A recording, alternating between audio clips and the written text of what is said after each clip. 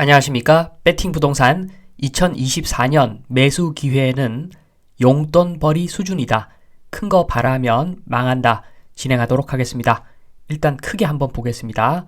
제가 항상 말씀드리는 내용, 한국 아파트 시장의 미래, 아파트뿐만 아니라 전세를 베이스로 해서 돌아가는 부동산 물건들, 그러한 물건들은 인구 절벽과 함께 자연스럽게 찾아오는 전세 제도의 소멸, 그것과 함께 기름이 제거되겠죠. 그래서 매매 가격은 엄청나게 많이 내려갈 겁니다.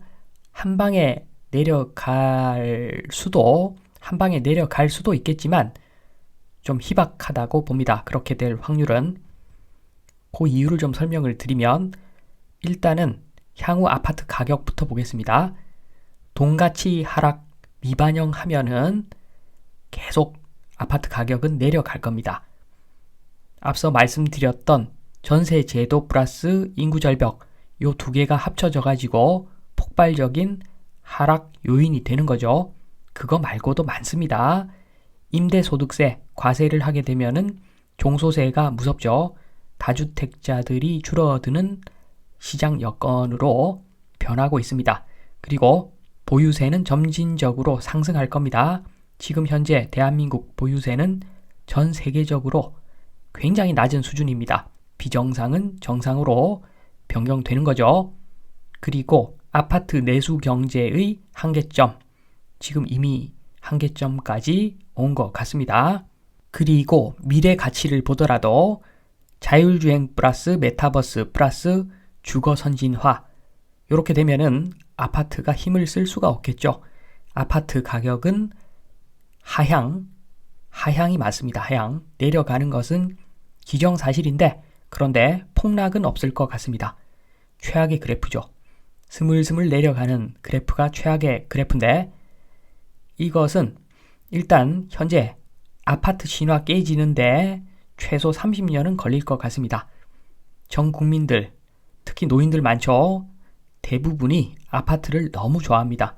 그래서 한 방에 폭락은 어렵죠. 그리고 아파트 이권, 이 이권은 경제적, 정치적 이권인 것 같습니다. 한 칼에 끊어내기가 어렵습니다. 그러니까 지금 뻔한 부실 PF 대출, 그것도 정리를 못하고 있는 것이겠죠. 그래서 아파트 매매 가격 그래프는 하락이다. 그런데 확대를 해보면 저렇게 굴곡이 있습니다. 멀리서 보면은 오른쪽으로 내려가는 화살표처럼 보이겠지만, 가까이서 들여다보면은 올랐다 내렸다 합니다. 올랐다 내렸다 하면서 큰 그래프의 모양은 우하향으로 가는 거죠. 그래서 향후 매수 기회가 올 수도 있습니다. 지금 벌써 2024년에는 지금 올해 2023년 말부터 폭락해가지고 2024년 언제쯤에는, 그 언제쯤은 여름 이후가 되겠지요. 그때는 많이 떨어져서 매수 찬스가 온다. 이런 이야기 하는 사람들이 꽤 많은데, 그렇게 이야기하는 이유는 나에게 관심을 갖고 있으면 내가 기회가 오는 시기를 말해줄게. 그렇기 때문에 구독자 늘리려고 그러는 사람들이 많은 것 같은데, 그리고 카지노가 돌아가야지 부동산 관련자들이 돈을 벌죠. 그래서 일부러 그렇게 하는 것 같습니다. 저도 중개사인데 아파트 거래가 활발하면은, 도박장 돌아가면 딜러들은 돈을 많이 법니다. 그래서 그런 이야기 하는 거지, 제가 봤을 때는 매수 기회 있기는 있습니다. 그런데 단타가 될 확률이 엄청나게 높다는 거죠. 단타는 선수들의 영역입니다. 매수 찬스는 독이 된다. 보겠습니다. 15억 하던 아파트가 9억까지 떨어지겠죠. 그러면은 저점 매수 찬스 잘 잡아서 9억에 매수하는 사람도 있을 겁니다. 그리고 6개월 뒤에는 11억까지 반등을 합니다. 그러면 선수가 아닌 이상 굉장히 고민될 겁니다. 13억은 갈 것 같다. 이렇게 됩니다. 그렇게 되면은 9억이 11억 뛰면 분명히 기대감이 있습니다. 시장도 달라지고 여론도 달라지고 13억은 갈 것 같다. 그래서 기다리면 13억 올 수도 있습니다. 그런데 사실은 파는 게 맞죠.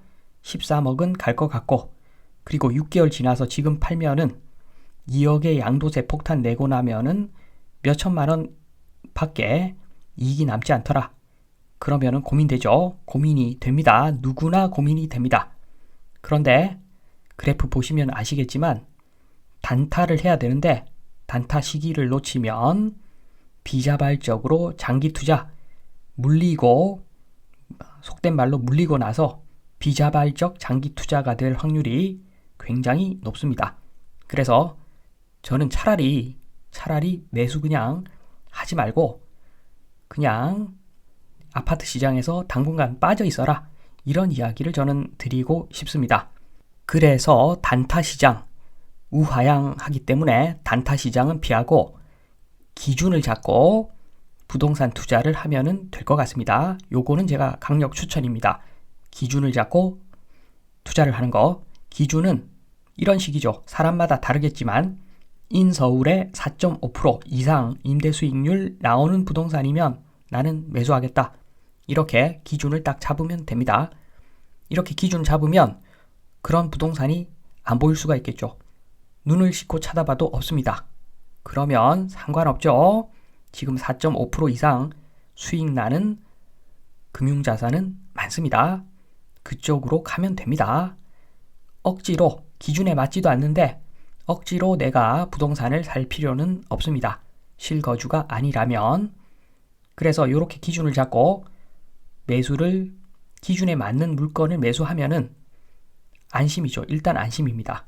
인서울이면 월세의 하락은 좀처럼 이루어지지 않습니다.